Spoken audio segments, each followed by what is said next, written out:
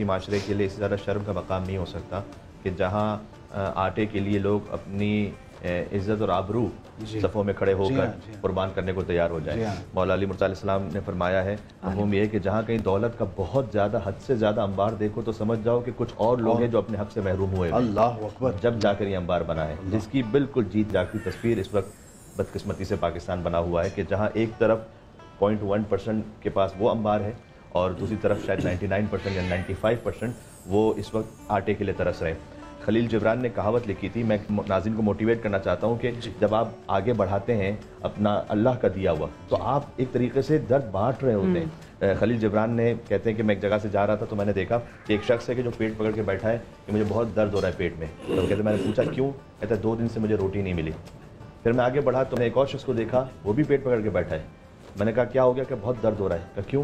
کہ اس لیے کہ 2 روٹی زیادہ کھا لی تھی تو اوور ایٹنگ ہو گئی. اللہ. تو اس کے بعد وہ لکھتے ہیں آگے کہ اگر یہ 2 روٹی جو اضافی کھا چکا تھا یہ اپنے حصے کی اسے دے دیتا تو نہ اس کے پیٹ میں درد ہوتا نہ اس کے پیٹ میں درد ہوتا, اس کا پیٹ بھی بھر جاتا اس کا پیٹ بھی بھر جاتا. اچھی بات ہے. تو ہم جب آگے اللہ کا دیا ہوا بانٹتے ہیں تو ایک طریقے سے درد تقسیم کر رہے ہوتے ہیں, اللہ سبحانہ و تعالیٰ کے حکم پر عمل کر رہے ہوتے ہیں. اور اللہ نے اسی لیے بار بار کہا مما رزقناہم ینفقون. یہ جہاں کے انفاق کی بات آئی نا اللہ تعالیٰ نے کہا تمہارا تو اپنا ہے ہی نہیں, ہم نے جو تمہیں دیا ہے اس میں سے انفاق کرو, ہم نے جو دیا ہے اس میں سے انفاق کرو. بار بار ریپیٹڈلی اللہ تعالیٰ نے کہا. سورہ نحل میں بھی فرمایا کہ واللہ فضل بعضهم علی بعض فی الرزق. اللہ نے رزق میں بعض کو بعض پر فضیلت تو دی ہوئی ہے, لیکن فاما الذین فضلوا بعد رزقهم علی ما ملکت ایمانهم فهم فیہ سواء.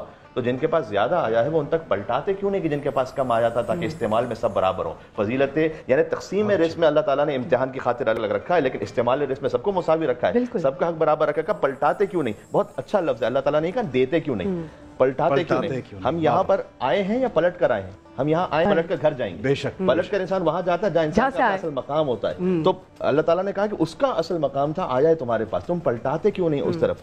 اب زکوٰۃ ہے وہ تو دیکھیں فرض ہے, وہ تو آپ نے دینی ہے. اس کے بعد پھر صدقات اور خیرات ہیں, اس کی منزل ایک اور آگے آتی ہے. اس کے لیے بھی پھر آداب و شرائط بیان کیے گئے کہ لا تبطلوا الصدقات بالمن والاذى. دیکھو جب صدقات دے رہے ہو تو احسان جتا کر اسے ضائع نہیں کر دو, اسے کسی کو اذیت دے کے اسے ضائع نہیں کر دو, اس کی عزت نفس کو محفوظ رکھو. تنگدستی میں بھی کہا گیا کہ صدقہ دو. بسا اوقات کبھی کبھار ہم ایک ایسی تصویر دیکھتے ہیں سوشل میڈیا پر کہ ایک دارا غریب ہے, 6 لوگ اسے ایک آٹے کی بوری دے رہے ہیں اور تصویر کھنچوا رہے ہیں. جی ہاں, یہ بھی اس غریب کی عزت نفس کیا باقی رہی کہ آپ ایک آٹے کی تھیلے کی خاطر 6 لوگ اپنی تصویر اور نمود و نمائش کرنا چاہتے ہیں. یہ کون سا صدقہ ہے؟ تو اس سے منع کیا گیا کہ لا تبطلوا الصدقات بالمن والاذى. دیکھو جب تم دو, ہاں کبھی کبھار ہمیں پروجیکشن اس لیے کرنا ہوتا ہے کہ تاکہ دوسرے لوگوں کو موٹیویشن ہو, وہ ایک الگ نیت ہے, لیکن آپ ایک غریب کی اس عزت پامال کرتے ہیں وہاں پر, تو اس صدقے کی پھر قبولیت کی مہر لگی.